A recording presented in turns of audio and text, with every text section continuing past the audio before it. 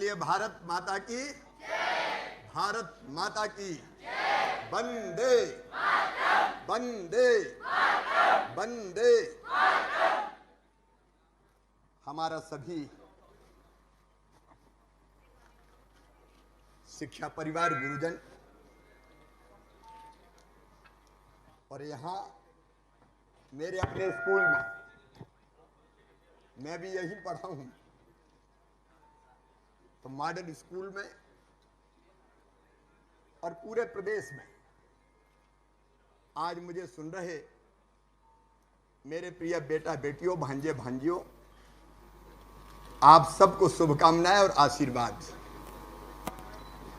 झंडा ऊंचा रहे हमारा, विजयी विश्व तिरंगा प्यारा, इसकी शान न जाने पाए, चाहे जान भले ही जाए। ये केवल गीत नहीं, ये आजादी की लड़ाई का मंत्र था। मेरे प्रिय बेटा बेटियों, हम सब जानते हैं, लेकिन एक बार मैं संक्षेप में आपको बताना चाहता हूं। अपना देश भारत अत्यंत प्राचीन और महान राष्ट्र, 5000 साल से ज्यादा ज्ञात इतिहास है हमारा। जब दुनिया के विकसित देशों में, चाहे यूएस हो, अमेरिका हो या बाकी देश हो, जब सभ्यता के सूर्य का उदय नहीं हुआ था, तब हमारे देश में वेदों की ऋचाएं रच दी गई थी। दुनिया को ज्ञान का प्रकाश दिया भारत ने।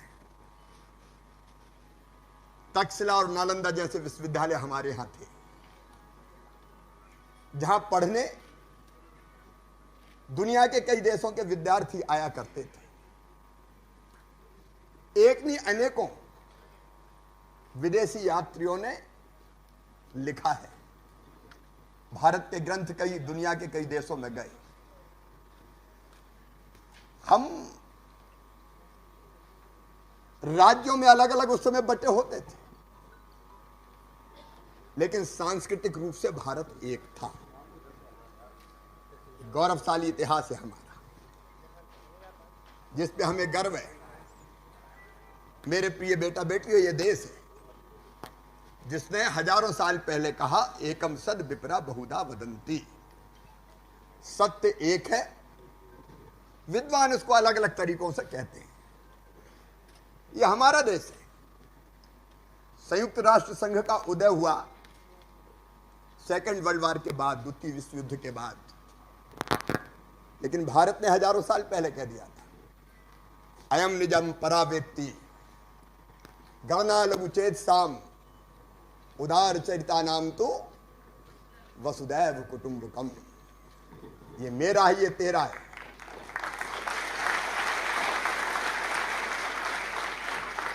ये मेरा है, ये तेरा है, ये छोटे दिल वालों का होता है। लेकिन विशाल हृदय वाले कहते हैं सारी दुनिया ही एक परिवार है। अपना देश है जहां हमने कहा प्राणियों में सद्भावना हो और विश्व का कल्याण हो। केवल अपने कल्याण की कामना हमने नहीं की। ये अपनी धरती है जहां ऋषियों ने हजारों साल पहले गाया, सर्वे भवन्तु सुखिनः सर्वे सन्तु निरामया सर्वे भद्राणि पश्यन्तु मां कश्चित दुर्भाग भवेत्। केवल हम नहीं, सब सुखी हो, सब निरोग हो, सबका मंगल हो और सबका कल्याण हो। जिस देश का इतिहास इतना गौरवशाली हो, हमारा दुर्भाग्य था कि आपस की फूट के कारण हमें गुलाम होना पड़ा। मैं बहुत विस्तार में नहीं जाऊंगा, लेकिन संक्षेप में मैं इतना ही कहना चाहता हूं। आप सब जानते हैं, पढ़ रहे होंगे, पढ़ा होगा, अंग्रेज, उनके साथ साथ कुछ और ऐसे देश जो दुनिया के दूसरे देशों पर, उनकी धन और संपत्ति पर जिनकी नजर होती थी। भारत की समृद्धि की चर्चा दुनिया में थी। आप सबको पता, पुर्तगीज, डच, अंग्रेज भारत की तरफ आए, और अंग्रेज भी आए थे व्यापारी बनकर। ईस्ट इंडिया कंपनी व्यापार करने आई थी, लेकिन उस समय दुर्भाग्य से देश की परिस्थितियां ऐसी थी कि जो स्थानीय राजा और शासक थे वो एक दूसरे से लड़ रहे होते थे, नीचा दिखाने की कोशिश करते थे दूसरे को, और किसी तीसरे के साथ मिलकर भी इसको हरा दें, इस तरह की मानसिकता और प्रवृत्ति पनपी थी। इस कमजोरी को अंग्रेजों ने समझ लिया और हाथ में तराजू लेके आए थे। बाद में धीरे धीरे फूट डालो और राज करो की रणनीति उन्होंने अपनाई, और धीरे धीरे एक के बाद एक राज्य अपने अधिकार में लेते रहे, और कहते हुए तकलीफ होती है अपनी कमजोरियों के कारण हम परतंत्र हो गए, हम गुलाम हो गए। ऐसा नहीं कि उस समय हम लड़े नहीं, लड़े, अलग अलग लड़े। और अंग्रेजों के खिलाफ लड़ाई 1761 में ही शुरू हो गई थी। 1761 से लेकर 1765 तक सन्यासी विद्रोह, फकीर विद्रोह, तब से हमारी लड़ाई प्रारंभ हुई। लेकिन फिर आया 1857। पूछना चाहता हूं बेटा बेटियों, पहला स्वतंत्रता संग्राम कब प्रारंभ हुआ? बताओ, बताइए। 1857 में। और शुरू किया किसने शुरू किया? अमर क्रांतिकारी मंगल पांडे ने। चमक उठी सन 57 में, वो तलवार पुरानी थी, बूढ़े भारत में भी आई, फिर से नई जवानी थी। पूरा देश के अलग अलग क्रांतिकारी इकट्ठा होने लगे। हमने नाम सुना है और हमने पढ़ा है, नाना साहब पेशवा, तात्या टोपे, महारानी लक्ष्मीबाई, बहादुर शाह जफर, अमर शहीद कुंवर सिंह, एक नहीं अनेकों क्रांतिकारियों ने, राजाओं ने। उस समय रानी झांसी ने कह दिया था, रक्त की अंतिम बूंद दे दूंगी लेकिन अपनी झांसी नहीं दूंगी। एक संकल्प, अंग्रेजों को खदेड़ दो। यह जरूर है कि तय समय से पहले ही क्रांति की ज्वालाएं धधक उठी, इसलिए योजना शायद पूरी नहीं बन पाई। और केवल देश में नहीं, महारानी लक्ष्मीबाई तो झांसी से लड़ी, अभी उम्र कुल 23 की थी, मनुज नहीं अवतारी थी, हमको जीवित करने आई, बन स्वतंत्रता नारी थी, दिखा गई पथ सिखा गई, जो हमको सीख सिखानी थी, खूब लड़ी मर्दानी वो तो एक नहीं अनेकों गाथाएं।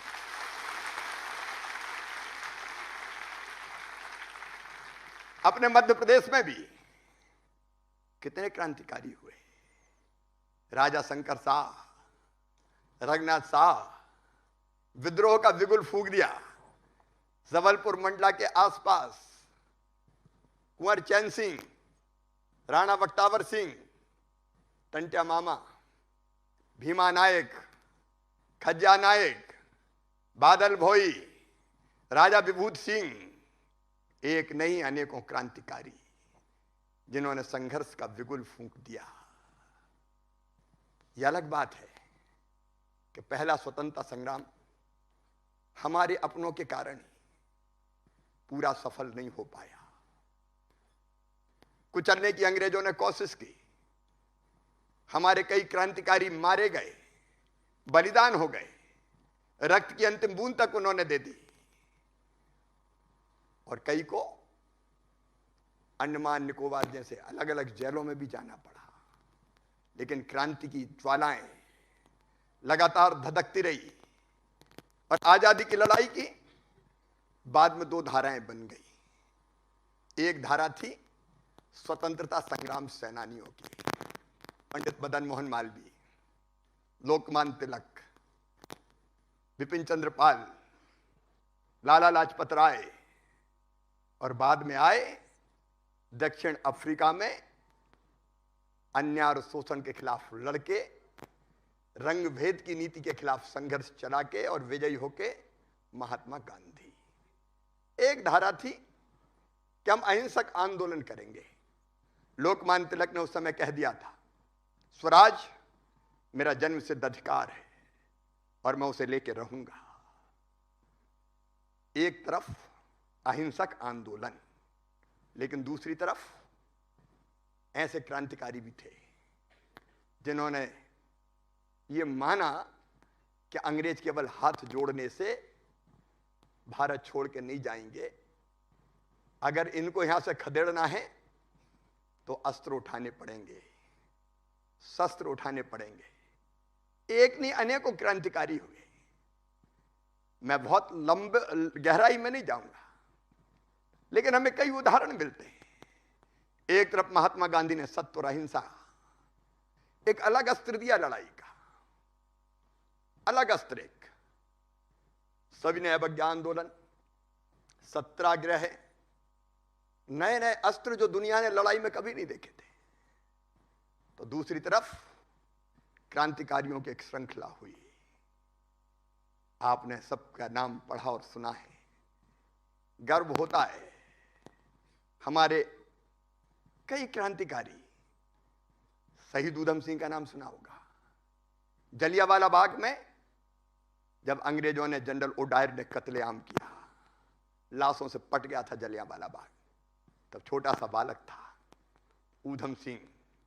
खून से सनी उस माटी को उठा के उसने संकल्प लिया था कि जनरल डायर में इसका बदला लूंगा। डायर चला गया अपने देश, ऊधम सिंह भी पहुंचे। कई दिनों तक कैसे मैं बदला लूं इसकी योजना बनाई, और बाद में एक दिन जनरल ओडायर को गोलियों से भून के बदला ले लिया। शहीद ऊधम सिंह ने खुद फांसी के फंदे पे चढ़ गए। हमने नाम सुना है, शहीद आजम भगत सिंह जी, चंद्रशेखर आजाद, उनका जन्म तो अपने भावरा में हुआ, मध्य प्रदेश के भावरा में, जिसको अब चंद्रशेखर आजाद नगर कहा जाता है। सुखदेव, राजगुरु, अशफाकुल्ला खान, दुर्गा भाभी, एक नहीं अनेकों क्रांतिकारी। स्वतंत्र वीर सावरकर, उसके पहले चाफेकर बंधु, मदन लाल धिंगरा, एक नहीं अनेकों क्रांतिकारी। अब एक घटना सुनाता हूं। चंद्रशेखर आजाद 14 वर्ष के थे। भारत माता की जय बोलना अपराध था। वंदे मातरम का उद्घोष कोई कर नहीं सकता था, क्योंकि वंदे मातरम भारत की आजादी का मंत्र बन गया था। लेकिन बालकों की टीम लेके निकल पड़े चंद्रशेखर आजाद, वंदे मातरम, भारत माता की जय। पकड़ लिए गए और 15 बेत मारने की सजा सुनाई गई। छोटे से चंद्रशेखर लिटा दिए गए और बेत मारने की सजा प्रारंभ हुई। हाथ उठता, सड़क से बेत पीठ पर पड़ता, लेकिन जैसे ही बेत पीठ पर पड़ता, आवाज आती चंद्रशेखर आवाज की, भारत माता की जय, भारत माता की जय। बेत पढ़ते गए, लेकिन चंद्रशेखर आजाद की आवाज और तेज होती रही, भारत माता की जय। और जब 15 बेत मारने की सजा पूरी हो गई, तो आजाद ने कहा, एक बार तो मेरे हाथ में हथकड़ियां तुमने लगा ली, लेकिन जीते जी दोबारा तुम चंद्रशेखर आजाद को पकड़ नहीं पाओगे। दुश्मन की गोलियों का हम सामना करेंगे, आजाद ही जिए हैं, आजाद ही मरेंगे।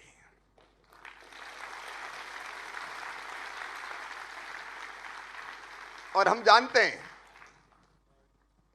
जब एल्फ्रेड पार्क में, इलाहाबाद में, अपनों की गद्दारी के कारण जब वो घिर गए तो अनेकों अंग्रेजी सिपाहियों को मारा उन्होंने। लड़ते रहे, लेकिन जब उनकी माउजर पिस्तौल में अंतिम गोली शेष बची, उसको दमतुल बुखारा कहते थे अपनी पिस्तौल को, जब अंतिम गोली बची तो भारत की माटी को उठा के उन्होंने कहा, मां मुझे माफ कर देना, मैं तेरी इतनी ही सेवा कर सका। और अपनी कनपट्टी से नली लगा के ट्रिगर दबा दिया। जीते जी दोबारा चंद्रशेखर आजाद को अंग्रेज पकड़ नहीं पाए। पंडित राम प्रसाद बिस्मिल अपने मध्य प्रदेश के ही थे, मुरैना जिले के, अच्छे कवि भी थे। तुमने सुना होगा सरफरोशी की तमन्ना, अब हमारे देखना है जोर कितना, उन्हीं ने लिखा था। बख्ता ने दे बता देंगे तुझे आसमां, हम अभी से क्या बताएं क्या हमारे दिल में है। कई बार लिखते थे वो, हम भी आराम उठा सकते थे घर पर रहकर, हमें भी मां बापों ने पाला था बड़े दुख सहकर, लेकिन अपने कैरियर की, घर की, परिवार की, माता की, पिता की चिंता नहीं की। भारत माता की सेवा में अपनी जिंदगी कुर्बान कर दी। शहीद आजम सरदार भगत सिंह चाहते तो भाग सकते थे, सैंडर्स वध जैसे, काकोरी कांड जैसे जो कई घटनाएं वो इतिहास में दर्ज है, लेकिन भागे नहीं। असेंबली में बम फोड़ा, गिरफ्तार हुए और अपने तर्कों से अदालत में भी उन्होंने पूरे देश में आजादी के लिए ऐसी भावनाएं प्रज्वलित कर दी कि अंग्रेजों का टिकना मुश्किल हो गया। कहते हैं उनके क्रांतिकारी साथियों में से जेल में उनसे मिलने गए और कहा कि हमने आपको यहां से छुड़ाने की पूरी योजना बना ली है। भगत सिंह जी का चेहरा गुस्से से तमतमा गया और उन्होंने कहा, क्या भगत सिंह को कायर समझते हो? साथी बोले, भगत सिंह कायर कैसे हो सकते हैं? लेकिन फांसी के बाद अगर भगत सिंह नहीं रहे तो आंदोलन की आजादी का नेतृत्व कौन करेगा? उत्तर था,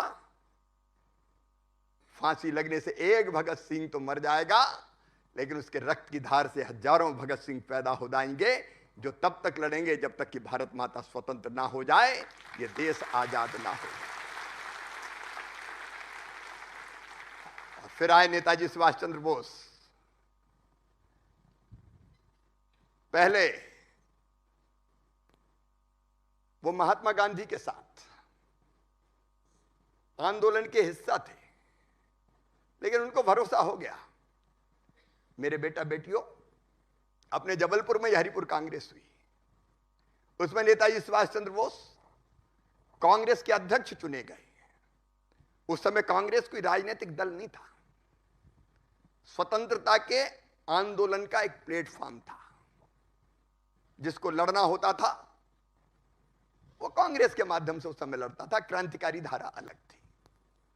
लेकिन बाद में असहमति के कारण इस्तीफा देके और फिर अंग्रेज इतना डरते थे, नजरबंद किया था, तो आंखों में धूल झोंक के निकल गए हमारे नेताजी सुभाष चंद्र बोस और उद्घोष उन्होंने किया, तुम मुझे खून दो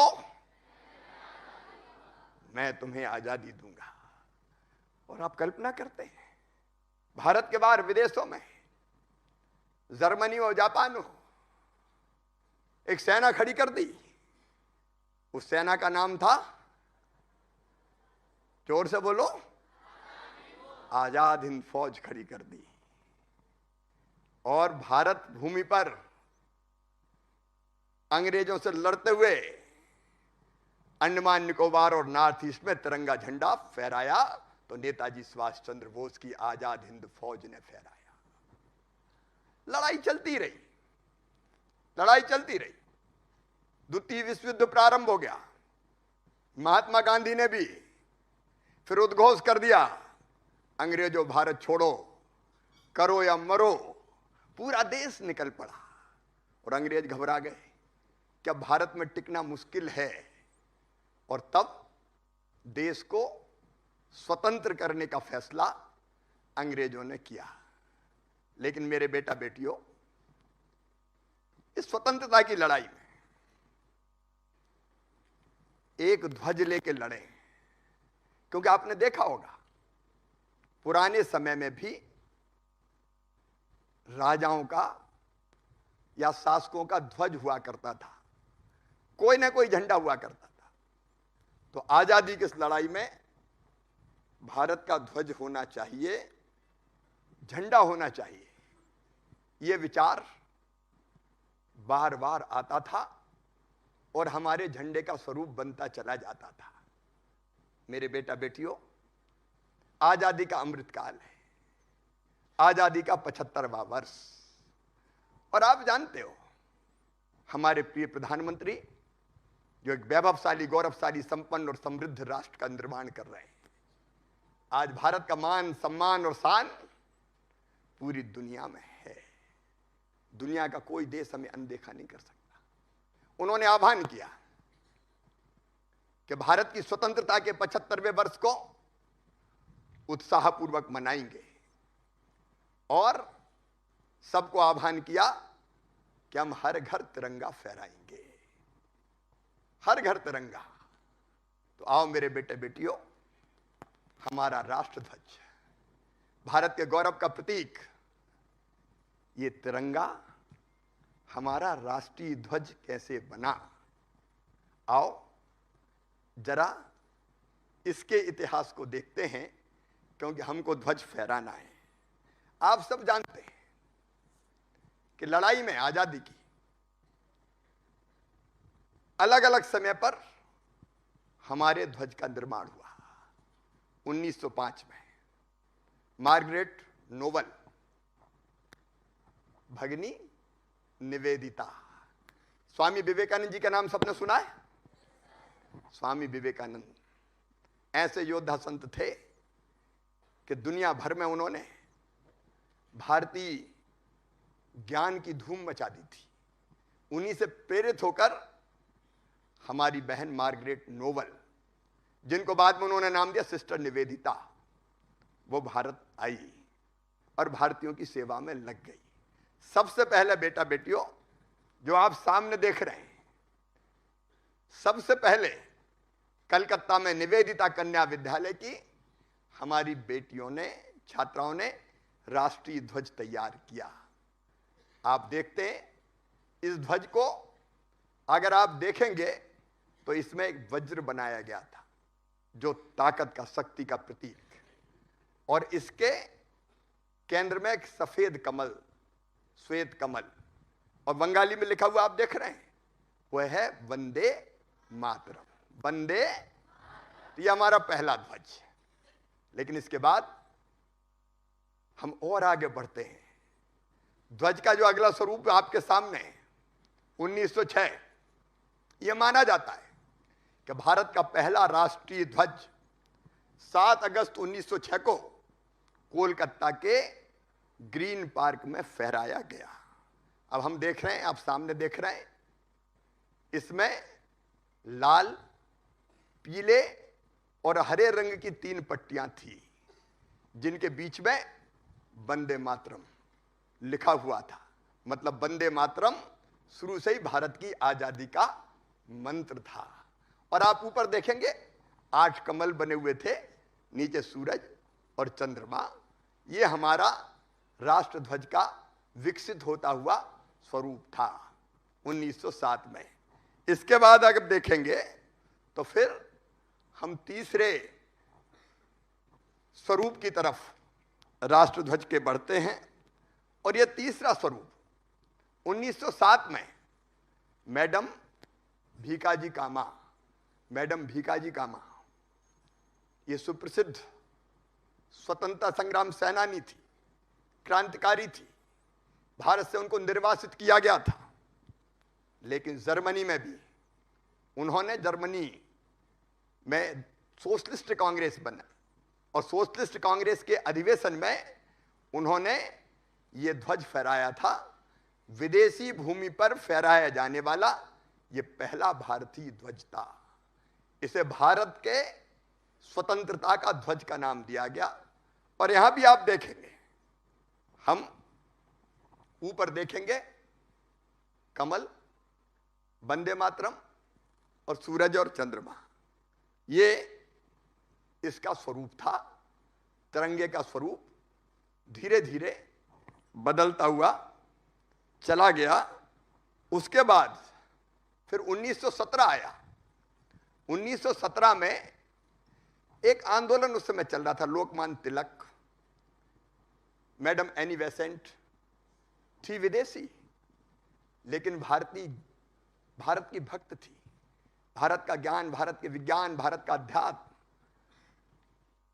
वो उनके रग रग में रचा बसा था। लोकमान्य तिलक ने उस समय भारत में स्वशासन की स्थापना के उद्देश्य से एक होम रूल आंदोलन चल रहा था। होम रूल का मतलब ब्रिटिश गवर्नमेंट के अंतर्गत ही एक स्वशासन का अधिकार और अधिक अधिकार ये भारत को मिले। तो होम रूल आंदोलन, उसके प्रमुख भाग के रूप में एक नया झंडा अपनाया गया। आप देखेंगे इसमें आपको 5 लाल और 4 हरी आड़ी धारियां दिखेंगी। ऊपर आप यूनियन जैक को भी देखेंगे, क्योंकि उस समय वो ब्रिटिश साम्राज्य के अंतर्गत ही उन्होंने कल्पना की थी कि हमको स्वशासन के और अधिक अधिकार दिए जाएं। और जो आसमान में कभी कभी आप देखते होंगे सप्तऋषि, पता नहीं आजकल देखते हैं कि नहीं, हम तो जब गांव में आंगन में सोते थे तो रोज देखते थे कि ये सप्तऋषि है। 7 तारे, तो वो सप्तऋषि के आकार में 7 तारे थे और चंद्रमा और एक तारा अलग दिखाई देता था। ये 1917। लेकिन इसके बाद एक अलग युग आया और उस युग में महात्मा गांधी लोगों की श्रद्धा का केंद्र बन गए। लगभग पूरे भारत का दिल जीत लिया और आजादी की लड़ाई के मार्गदर्शक बन गए। 1921 में महात्मा गांधी ने यह महसूस किया कि एक राष्ट्रीय ध्वज होना चाहिए। हमारे देश का एक राष्ट्रीय ध्वज, एक भारतीय ध्वज, ये महात्मा गांधी जी ने इसकी आवश्यकता महसूस की और महात्मा गांधी जी ने यह काम दिया ध्वज बनाने का, ध्वज के स्वरूप को बनाने का श्री पिंगली वेंकैया जी को। और उन्हें कहा कि ध्वज में चरखे के साथ ध्वज का डिजाइन बनना चाहिए। चरखा उस समय स्वदेशी का प्रतीक बन गया था और इसलिए 1921 में जो कल्पना की गई तो इसमें नीचे लाल, बीच में हरा और ऊपर सफेद रंग भी जोड़ दिया गया। और पिंगली वेंकैया जी को यह कहा गया कि चरखे के साथ वो इस डिजाइन को बनाए। आजादी की लड़ाई चलती गई, समय आगे बढ़ता रहा। उसके बाद 1929 में आप देखेंगे कि लाहौर का एक अधिवेशन हुआ कांग्रेस का, जिसमें पूर्ण स्वराज चाहिए, उससे कम कुछ नहीं चाहिए, इसका उद्देश्य रखा गया। और कराची में 1931 में फिर अधिवेशन हुआ तो कराची के उस अधिवेशन में इस ध्वज को भारत के राष्ट्रीय ध्वज के रूप में अपनाया गया। आप देखेंगे ऊपर आप देखेंगे लाल रंग, बीच में श्वेत मतलब सफेद रंग और नीचे हरा रंग। और तीनों रंग के अपने अपने महत्व और प्रतीक थे। लाल रंग बलिदान का प्रतीक था, लाल रंग बलिदान का प्रतीक, सफेद श्वेत रंग पवित्रता का प्रतीक और हरा रंग आशा का प्रतीक बन गया। और देश की प्रगति का प्रतीक चरखा इसके बीच में, इसके केंद्र में जोड़ा गया। ये 1931 में हुआ और तिरंगे का ये स्वरूप, राष्ट्रध्वज का ये स्वरूप हमारे सामने आया। आजादी की लड़ाई चलती गई, देश आगे बढ़ता रहा। आजाद हिंद फौज के शौर्य के कारण देश में करो या मरो, अंग्रेजों भारत छोड़ो आंदोलन के कारण भारत का बच्चा बच्चा स्वतंत्रता के यज्ञ में, महायज्ञ में कूद गया, तब अंग्रेजों ने तय किया कि अब भारत में टिक नहीं सकते, हमको जाना ही पड़ेगा। और तब आजादी देने की तैयारियां शुरू हुई। तो फिर हमारी संविधान सभा बनाई गई कि देश को चलाना है तो एक संविधान चाहिए, इसलिए संविधान सभा का गठन हुआ। हमारे प्रथम राष्ट्रपति जो बाद में बने, डॉक्टर राजेंद्र प्रसाद, वो संविधान सभा के अध्यक्ष थे और ड्राफ्ट कमेटी के चेयरमैन थे डॉक्टर बाबा साहब अंबेडकर। और उस समय 22 जुलाई 1947 को उस संविधान सभा ने स्वतंत्र, इस जो ध्वज आपको दिख रहा है वर्तमान स्वरूप में, इसे भारत के राष्ट्रीय ध्वज के रूप में अपनाया। अब अपना ये ध्वज आप देखेंगे, इसमें ऊपर केसरिया रंग, हम लाल भी कहते हैं लेकिन केसरिया ज्यादा हम उपयोग करते हैं, मध्य में सफेद रंग और सबसे नीचे हरा रंग। और इस रंग के प्रतीक भी अगर आप देखेंगे तो ये समझना हम सबके लिए जरूरी है। इसके मध्य में जो सफेद रंग है वो शांति और सत्य का प्रतीक है। शांति और सत्य, इसका प्रतीक सफेद रंग। और इसके सबसे नीचे जो हरा रंग है वो हमारी भूमि की उर्वरता, हरियाली, विकास और सुविधा का प्रतीक है। शुभता उसको प्रदर्शित करता है। और ध्वज के बीच में चरखे के स्थान पर यह 24 तीलियों वाला चक्र है। ये 24 तीलियों वाला चक्र, और ये चक्र हमको ये दिखाता है कि गति ही जीवन है और ठहराव ही मृत्यु, चलना ही जिंदगी है, रुकना है मौत तेरी। ये इसका प्रतीक है। मतलब काम करते रहो, चलते रहो, चलते रहो, चलते रहो, गतिशील रहो, इसका प्रतीक है। और ये हमारा आज प्राणों से प्यारा तिरंगा हमारा राष्ट्रीय ध्वज है। मैं अपने बच्चों को कुछ और महत्वपूर्ण बातें जरूर समझाना चाहता हूं। हम जाने ये सब कि हमारे तिरंगे में, हमारे राष्ट्रीय ध्वज में लंबाई और चौड़ाई का अनुपात क्या है। यह अनुपात है 3:2, मतलब 3 लंबाई और 2 चौड़ाई। अगर 3 मीटर लंबाई है तो 2 मीटर चौड़ाई, 3 फीट लंबाई है तो 2 फीट चौड़ाई, ये अनुपात है। और बाकी आपने अभी देखा ही है, तीनों रंग और केंद्र में 24 धारियों के साथ एक गहरा नीले रंग का चक्र। हम और आगे बढ़ते हैं तो मैंने जैसा बताया, पिंगली वेंकैया जी इस ध्वज के रचनाकार थे। उनका जन्म 2 अगस्त 1876 को वर्तमान आंध्र प्रदेश के मछली पट्टनम के निकट भाटला पेन्नुमारू नामक गांव में हुआ था। पिताजी का नाम हनुमंता रायडू और माता का नाम वेंकट रत्नम्मा था। और महात्मा गांधी से उनको आजादी की लड़ाई की प्रेरणा मिली थी, वो इसके रचनाकार है। और भारत के स्वतंत्रता संग्राम में भी उनका अतुलनीय योगदान रहा।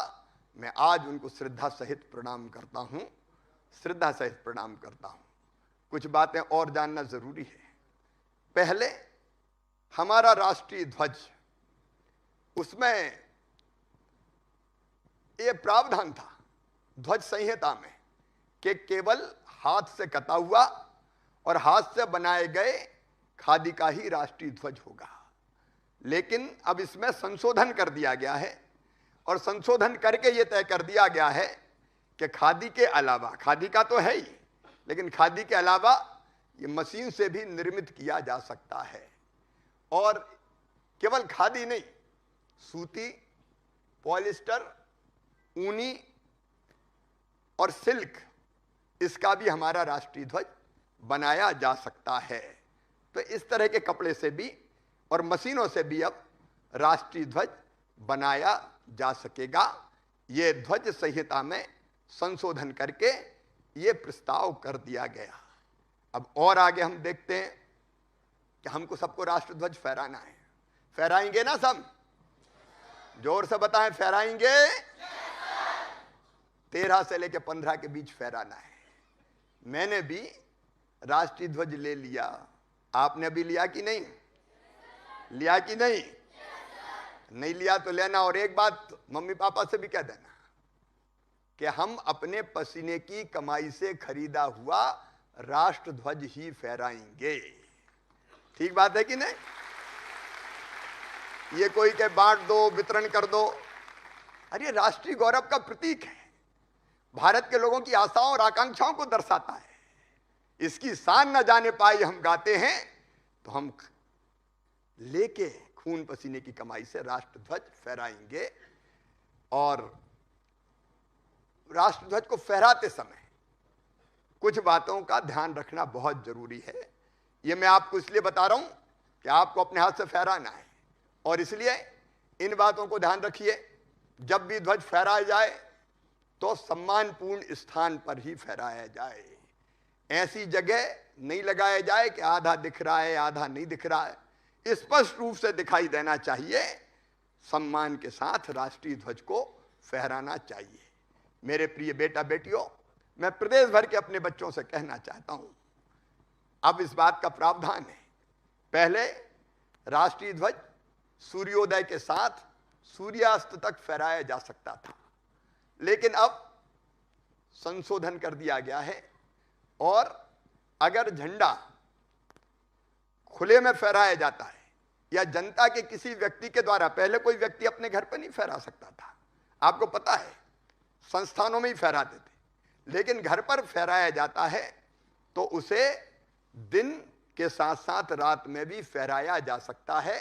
मतलब सूर्यास्त के साथ झंडे को उतारने की आवश्यकता नहीं है, जो रात दिन फहरा सकते हैं हम। इसलिए 13 को फहराएंगे तो 13, 14, 15 हमारा झंडा फहराएगा, लहर लहर लहराएगा और देश का मान और सम्मान बढ़ाएगा। लेकिन एक बात और ध्यान रखना कि हम जब झंडे को, ध्वज को फहराएं तो अलसाए हुए से, निरुत्साहित से वैसे नहीं फहराना, पूरे इस उत्साह, आनंद और स्फूर्ति के साथ फहराना है। तो फहराना है स्फूर्ति के साथ। और जब झंडे को उतारना है तो धीरे धीरे आदर के साथ उतारना है, क्योंकि हमारा राष्ट्रीय ध्वज हमारे गौरव का और देश के सम्मान का प्रतीक है। जब विगुल की आवाज के साथ ध्वज फहराया जाता है तो इस बात का ध्यान रखा जाए कि बिगुल की आवाज के साथ ही फहराया जाए और बिगुल की आवाज के साथ ही उतारा जाए। यह ध्यान रखना जरूरी है। और एक बात और ध्यान रखना, ध्वज को फहराते समय ये जरूरी बातें, इसलिए मैं अपने बेटा बेटियों को बता रहा हूं।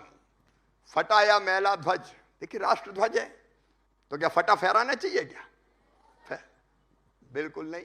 तो फटा या मैला, क्योंकि हमारे सम्मान और गौरव का प्रतीक है, तो फटा या मैला ध्वज नहीं फहराया जाता। दूसरे, हमने देखा होगा कि कई बार जब राष्ट्रीय कोई ऐसी घटना हो जाती है, कोई महापुरुष चले जाते हैं तो राष्ट्रीय शोक की घोषणा होती है। तो राष्ट्रीय शोक के समय ध्वज को आधा झुका दिया जाता है, उसके अलावा आधा झुका नहीं रहेगा, मतलब झुका हुआ नहीं रहेगा, लहराता हुआ रहेगा। केवल राष्ट्रीय शोक के अवसर ही ध्वज को आधा झुकाते हैं। और एक बात का ध्यान और रखना, सबसे ऊपर है हमारा तिरंगा, राष्ट्र ध्वज। तो कोई और ध्वज ना तो तिरंगे से ऊपर होगा ना तिरंगे के बराबर होगा, ना बराबर ना ऊपर, सबसे ऊपर होगा हमारा राष्ट्र ध्वज, तिरंगा। और एक बात और, हम राष्ट्रीय ध्वज पर कुछ लिख नहीं सकते। राष्ट्रीय ध्वज पर ना कुछ लिखा जाता है और ना कुछ छापा जाता है, इसका ध्यान रखना है। मेरे प्रिय बेटा बेटियों, आज मैंने कोशिश की तिरंगे का इतिहास आपको बताने की। बोलो, समझ में आया क्या? ऐसे ही तो नहीं कह रहे? अब हम सब राष्ट्र ध्वज फहराएंगे। जोर से बताओ, फहराएंगे? तो बोलिए, भारत माता की वंदे वंदे। धन्यवाद।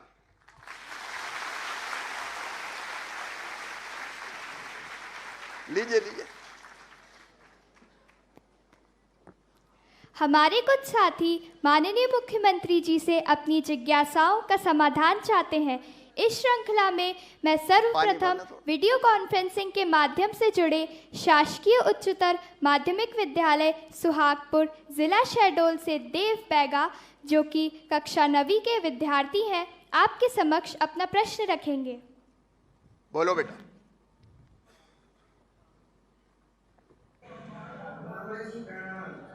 मेरा नाम देव बैगा, मैं शासकीय बालक हाई स्कूल सुहागपुर जिला शहडोल में कक्षा 9 में पढ़ता हूँ। आपसे मेरा एक प्रश्न है। जैसा कि हम सभी प्रतिवर्ष स्वतंत्रता दिवस मनाते हैं, किंतु 1 या 2 दिन बाद हम सभी अपने दैनिक जीवन में व्यस्त हो जाते हैं। इस वर्ष आज़ादी के अमृत महोत्सव का उत्साह बहुत ही अलग है।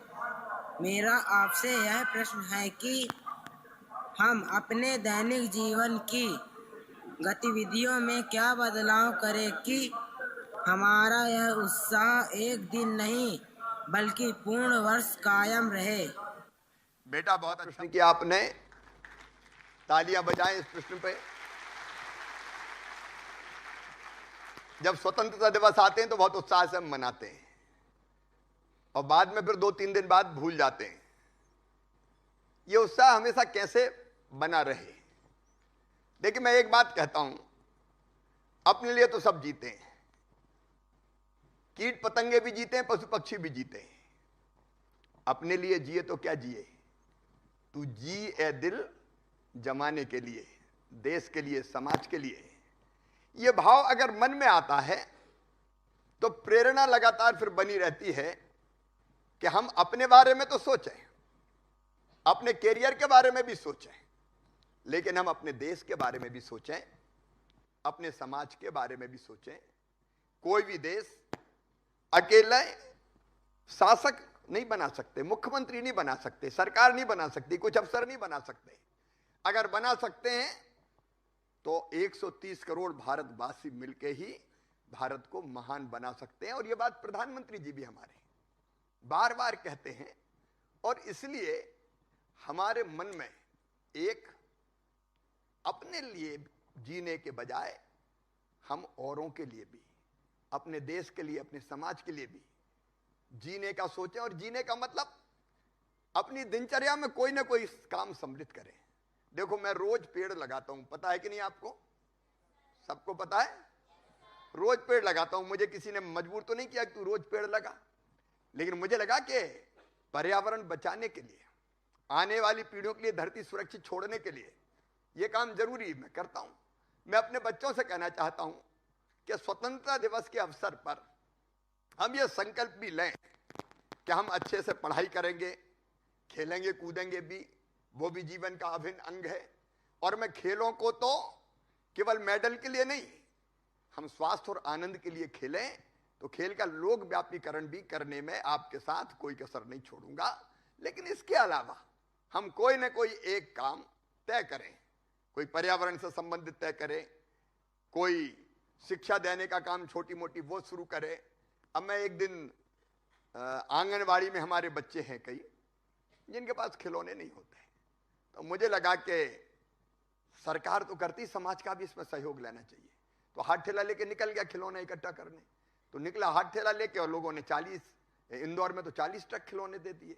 तो मन आनंद से भर गया। तो कोई ना कोई एक काम ऐसा जरूर सोचें जो हम केवल अपने लिए नहीं करेंगे, हम अपने बाकी समाज के लोगों के लिए भी करेंगे। तो मुझे लगता है ये उत्साह फिर लगातार बना रहेगा और हमको प्रेरणा देता रहेगा। और एक आजादी की लड़ाई इतनी लंबी थी कि सब घटना सुनाए जाना संभव नहीं था 1 घंटे में, जितनी देर भी मैं बोला। लेकिन हम उन अमर क्रांतिकारियों के बलिदान को याद रखें। मध्य प्रदेश में हमने इन क्रांतिकारियों की स्मृति में चाहे वो टंट्या मामा हो, चाहे वो भीमा नायक हो, रघुनाथ शाह हो, शंकर शाह हो, रानी लक्ष्मी महारानी लक्ष्मीबाई हो, कुंवर चैन सिंह हो, राणा बख्तावर सिंह हो, अलग अलग महारानी लक्ष्मीबाई हो, तात्या टोपे हो, चंद्रशेखर आजाद हो, स्मारक बनाए इसलिए कि उनसे हम प्रेरणा प्राप्त करते रहे। उन्होंने देश के लिए अपना सर्वस्व न्योछावर कर दिया। आज देश को मरने की नहीं, देश के लिए जीने की जरूरत है। यह भाव अगर हमारे मन में रहा तो स्फूर्ति और प्रेरणा सदैव बनी रहेगी।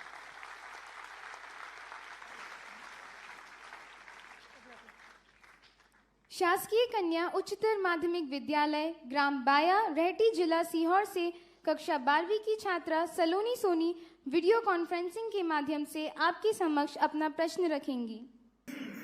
मैं शासकीय कन्या उच्चतर माध्यमिक विद्यालय बाया से कक्षा 12वीं की छात्रा हूँ। मेरा आपसे एक ही प्रश्न है कि आपके राजनीतिक जीवन की शुरुआत विद्यालयीन समय से ही शुरू हुई थी। उस समय की ऐसी घटना जिसने आपको देश सेवा की ओर अग्रसर किया हो या आकर्षित किया हो, कृपया हमें भी बताएं। सलोनी बेटी, मैं गांव में पैदा हुआ और गांव के सरकारी स्कूल में पढ़ा। प्राथमिक शाला थी गांव में और उस जमाने में बैठने के लिए घर से ही अपना, हम फट्टी कहते थे, वो ले जानी पड़ती थी। बस्ता लटकाते थे और सबसे पहले जाके गुरुजी के चरणों में सिर रख के कहते थे प्रणाम गुरुजी।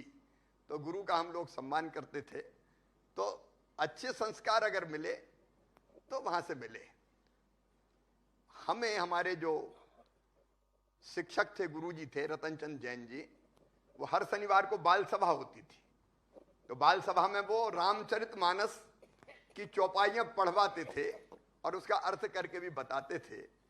उसमें से एक भाव ने मेरे मन में जन्म लिया कि मैं गांव में देखता था दो वर्ग होते थे, किसान और मजदूर। किसान के खेत पे मजदूर मजदूरी करते थे। उस समय पढ़ाई का इतना प्रचलन नहीं था। मैं अब 63 साल का हो गया हूं, तो आप कल्पना कर लो कि कितने वर्ष पहले की मैं बात कर रहा हूं। जब मैं चौथी पांचवी पढ़ता था तब की मैं बात कर रहा हूं। बाद में मैं 7वीं में आया तो मेरे मन में एक पीड़ा होती थी कि बाकी बच्चे स्कूल नहीं जाते, इनको तो सवेरे से आना पड़ता है मजदूरी पे और अपने गाय बैल भैंस लेके उनको चराने जंगल में जाना पड़ता है। तो मुझे ये लगता था कि नहीं, कुछ इनको भी पढ़ने का मौका मिलना चाहिए, कुछ ना कुछ होना चाहिए। उसी में से मेरे मन में आया कि मजदूरों को मजदूरी भी बहुत कम मिलती। तो जब मैं 7वीं में पढ़ता था तो मेरे मन में ये भाव आया कि ये गलत है। मैं भोपाल पढ़ने आ गया था, आंदोलन करना चाहिए। उस समय मजदूरी देते थे नाप के। एक बर्तन रहता था जिसको पाई और कुड़ा बोलते थे हमारे यहाँ। कुड़े में 5 किलो के आसपास आता था, पाई में 2.5 किलो आता था। तो 2.5 पाई मजदूरी दी जाती थी अनाज में, पैसे नहीं मिलते थे अनाज में। तो मैंने एक दिन मजदूरों को बुलाया, छोटा था तो कुछ आए कुछ नहीं आए, और मैंने कहा कि देखो ये अन्याय है, दिन भर काम करते हो और 2.5 पाई मजदूरी मिलती है। तो बोले भैया हम क्या कर सकते हैं। मैंने कहा आंदोलन करो, 2.5 पाई नहीं 5 पाई लेंगे। तो बोले उससे क्या होगा। मैंने कहा किसान काम कौन से करवाएंगे, तुमसे ही करवाएंगे, नहीं करोगे तो मजबूर होकर देंगे। तो एक दिन तय हो गया करें क्या। तो हम कहे एक दिन जुलूस निकालते हैं। तो 20-25 मजदूर, उस समय बिजली नहीं थी बेटा बेटियों, गैस बत्ती पेट्रोमैक्स जलाई, मेंथल बांधते थे और मिट्टी के तेल से चलती थी। तो वो जला के एक मजदूर ने अपने सिर पे रखी और साथ में हम चले। नारा लगा रहे थे 2.5 पाई नहीं 5 पाई लेंगे, नहीं तो काम बंद करेंगे। जैसे ही जुलूस मेरे घर के बगल से गुजरा तो हमारे चाचा जी थे, हम भी किसान परिवारों में आते थे, वो लठ लेके निकले, बोले आओ मैं देता हूं तुम्हें 5 पाई 2.5 की। तो उनको देखते ही पेट्रोमैक्स फेंक के बाकी मजदूर तो भाग गए, लेकिन हम पकड़ लिए गए। और पकड़ने के बाद वो धुलाई हुई कि आज तक याद है मुझे। और फिर मैं वापस भेज दिया गया भोपाल मतलब छुट्टी में ही गया था मैं। तो कुल मिला के अंदर अगर तड़फ कोई होती है तो हम सफल असफल, वो आंदोलन मेरा फेल हो गया, सफल नहीं हो पाया, लेकिन तड़फ थी जो बरकरार रही। और उसके बाद हम लड़ते रहे। फिर इसी स्कूल में मैं पढ़ा 9th 10th और 11th। 10+2 नहीं था पहले, 11वीं तक था, फिर कॉलेज जाते थे। यहीं से मैंने भाषण दिया था छात्र संघ के अध्यक्ष के लिए। यहीं से एक बार मैं लड़ा था साहित्य सचिव के लिए, मैं चुनाव हार गया था। दूसरी बार मैं लड़ा तो मैंने कहा सचिव वचिव काहे के लिए लड़ता है शिवराज, सीधे प्रेसिडेंट का लड़। तो मैं छात्र नायक कहते थे उस समय, मुझे अच्छी तरह याद है, और इसी मन से मैंने भाषण दिया था। और मैं यहाँ का छात्र संघ का छात्र नायक बोलते थे मुझे, जहां तक आजकल क्या बोलते हैं, प्रेसिडेंट बोलते हैं। तो प्रेसिडेंट या छात्र नायक हिंदी में उस समय बोलते थे। और उसके बाद शुरू हुआ जेपी का मूवमेंट, लोकनायक जयप्रकाश नारायण, नाम सुना है आप लोगों ने? लोकनायक जयप्रकाश नारायण, उन्होंने एक आंदोलन चलाया महंगाई, बेरोजगारी, भ्रष्टाचार के खिलाफ। तो हम छात्र संघ के अध्यक्ष रहते ही उस आंदोलन में शामिल हो गए। और बाद में फिर इमरजेंसी लगी, इंदिरा जी ने इमरजेंसी लगाई, आपातकाल। तो छात्र संघ का अध्यक्ष रहते हुए तुम्हारा मामा जेल चला गया, हमें जेल भेजा गया कि सरकार के खिलाफ विद्रोह फैला रहे हो, क्योंकि रुकने वाले नहीं थे, अंदर तड़प थी, गलत चीजों के खिलाफ लड़ते थे, तो जेल चले गए। जेल के बाद निकल के फिर मैंने 11वीं पास की। तो कुल मिला के अगर तड़प होती है अंदर काम करने की, तो हम लगातार अपने काम को और विस्तार देते चले जाते हैं। तो ऐसी कई घटनाएं हैं, एक बार हम तय कर लें कि हमको कोई ना कोई लक्ष्य बना के कि हमको जीवन में इस लक्ष्य को पूरा करना है, तो हम उस तरफ बढ़ते चले जाते हैं। अब कार्यक्रम में उपस्थित विद्यार्थी यदि कोई प्रश्न माननीय मुख्यमंत्री जी से पूछना चाहे तो वे अपना प्रश्न हमारे समक्ष रख सकते हैं। नमस्कार सर। नमस्कार। मेरा नाम अनुज परमार है। मैं मॉडल हायर सेकेंडरी स्कूल की कक्षा 11वीं का छात्र हूँ। मेरा आपसे यह प्रश्न है कि विद्यालयीन जीवन के दौरान स्वतंत्रता दिवस की कोई ऐसी सुनहरी स्मृति जो आपके मन में हो तो कृपया हमसे साझा करें। धन्यवाद। बेटा, कई स्मृतियां हैं, लेकिन उस समय जब हम विद्यार्थी थे तो बहुत उत्साह के साथ स्वतंत्रता दिवस मनाया जाता था। जैत की घटना है मेरे गांव की। हम लोग उस समय पूरे गांव में प्रभात फेरी निकालते थे, ध्वज फहराते थे, और फिर गीत गाते हुए, जिसमें से एक प्रमुख गीत यही होता था, झंडा ऊंचा रहे हमारा, विजयी विश्व तिरंगा प्यारा। और जब हम निकलते थे तो हर घर के द्वार पर, द्वार घर से निकल के हमको प्रत्येक परिवार से प्रसाद मिलता था। मतलब कोई गुड़ देता था, कोई मूंगफली के दाने देता था, कोई चने देता था। वो प्रसाद पूरा इकट्ठा होता था और गांव वाले भी उत्साह से साथ चल देते थे। स्वतंत्रता दिवस पे कुछ लोग नहीं, पूरा गांव का गांव निकल पड़ता था, जिसमें माताएं बहनें भी शामिल थी। और फिर हम घूम के स्कूल वापस आते थे। स्वतंत्रता दिवस के महत्व पे बात होती थी और हर घर से इकट्ठा किया हुआ प्रसाद फिर मिलके बांटते थे और खाते थे। पूरे गांव में उत्साहपूर्ण वातावरण रहता था। और फिर कुछ प्रस्तुतियां भी, गीत वगैरह जो होते थे, हमारे विद्यार्थी वही गाते थे। और सचमुच में एक उत्सव का रूप कई बार हम देखते हैं कि जितना उत्साह दिखना चाहिए, कई बार राष्ट्रीय पर्वों पर नहीं दिखता। अब इस बार आजादी का 75वां वर्ष है, प्रधानमंत्री जी ने आह्वान किया है तो अलग रंग दिखाई दे रहा है, लेकिन हमेशा ये उत्साह बना रहना चाहिए। उस समय तो पूरा का पूरा गांव निकल पड़ता था। अंतिम प्रश्न यदि कोई पूछना चाहे तो वो मुख्यमंत्री जी से पूछ सकते हैं। नमस्कार सर, मैं सोनिया मीना मॉडल स्कूल में कक्षा 12वीं की छात्रा हूँ। सर, अच्छा, हाँ ठीक है सोनिया जी सर। हाँ। महोदय, मेरा आपसे प्रश्न यह है, पहले कुछ विशिष्ट व्यक्ति ही तिरंगा लहराया करते थे, लेकिन इस बार हर घर तिरंगे फहराने का आपने अभियान शुरू किया है। इसका क्या विशेष उद्देश्य है, कृपया हमें बताएं। देखिए, राष्ट्र ध्वज अपने गौरव का प्रतीक है और हर एक भारतवासी के मन में देशभक्ति की भावनाओं का संचार होना चाहिए। ये कुछ व्यक्तियों का उत्सव नहीं है, देश के जन जन का उत्सव है। और इसलिए मैं प्रधानमंत्री जी को बहुत धन्यवाद देना चाहता हूं। इस बार उन्होंने आह्वान किया कि हमारा राष्ट्र ध्वज, अपना तिरंगा, हमको अधिकार है कि हम फहराएंगे। और इसलिए देशभक्ति की भावनाएं हमारे अंदर और दृढ़मूल हो और मजबूत हो, और हम आजादी के इस अमृत काल में 75वें वर्ष में ये संकल्प लें कि हम अपने देश के लिए कुछ ना कुछ बेहतर काम जरूर करेंगे। इस संकल्प के साथ शान से हर भारतवासी, हर मध्य प्रदेश वासी अपने घर पर राष्ट्र ध्वज फहराए। ये फैसला लिया गया है। मैं तो आपसे ही पूछना चाहता हूं, बताओ ये फैसला अच्छा है कि नहीं? अच्छा है? तो पूरे उत्साह के साथ राष्ट्रभक्ति के भावों से भर के यह संकल्प लेते हुए कि भारत मां तेरे लिए जिएंगे तो बेहतर से बेहतर करेंगे भी, लेकिन अगर जरूरत पड़ी तो खून की अंतिम बूंद भी दे देंगे, लेकिन अपने देश का माथा कभी झुकने नहीं देंगे। भारत लगातार आगे बढ़ेगा और दुनिया के प्रगति और विकास में योगदान करते हुए विश्व गुरु के पद पर बैठेगा। हम उसी भारत के नागरिक हैं और इसलिए हम अपने राष्ट्रीय ध्वज को उत्साह के साथ फहराएंगे। तो बताइए, हर घर तिरंगा फहरेगा? तो बोलिए भारत माता की वंदे वंदे। धन्यवाद। माननीय, आपके प्रेरणादायी विचारों के लिए बहुत बहुत धन्यवाद। क्लास कैसी लगी? सच में आप सबको शुभकामनाएं, बहुत प्यार और आशीर्वाद। पढ़ाई में भी आगे बढ़ो और बाकी गतिविधियां भी जीवन में करते हुए बढ़ते चलो। आज के इस कार्यक्रम को समापन की ओर ले जाते हुए सर्वप्रथम हम माननीय मुख्यमंत्री जी का विशेष धन्यवाद देना चाहेंगे। उन्होंने अपनी व्यस्तताओं के बीच समय निकाला एवं हमारा मार्गदर्शन किया।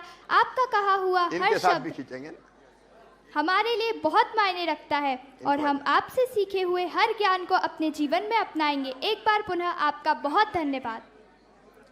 साथ ही मैं धन्यवाद देना चाहूंगी हमारे गणमान्य अतिथि अध्यक्ष माध्यमिक शिक्षा मंडल आदरणीय श्रीमती वीरा राणा मैम, प्रमुख सचिव स्कूल शिक्षा विभाग आदरणीय श्रीमती रश्मि अरुण शमी मैम, आयुक्त महोदय लोक शिक्षण संचालनालय आदरणीय श्री अभय वर्मा जी एवं संचिव महोदय माध्यमिक शिक्षा मंडल आदरणीय श्री श्रीकांत बनौट जी कि आपने अपना बहुमूल्य समय एवं आशीर्वाद हमें दिया। इसके लिए हम आपके आभारी हैं। माध्यमिक शिक्षा मंडल एवं शिक्षा विभाग से आए समस्त अधिकारीगण एवं अतिथिगण, प्राचार्य मॉडल हायर सेकेंडरी स्कूल आदरणीय श्रीमती रेखा शर्मा मैम तथा सभी अतिथियों को इस गरिमामय कार्यक्रम में सहयोग देने एवं इसे सफल बनाने के लिए हम हृदय से आभार व्यक्त करते हैं। अगर आप भी लेना चाहते हैं देश दुनिया की तमाम जानकारी तो आज ही सब्सक्राइब करें हमारे चैनल को। साथ ही नीचे दिए बेल आइकन को जरूर दबाएं ताकि हर अपडेट आप तक पहुंच सके।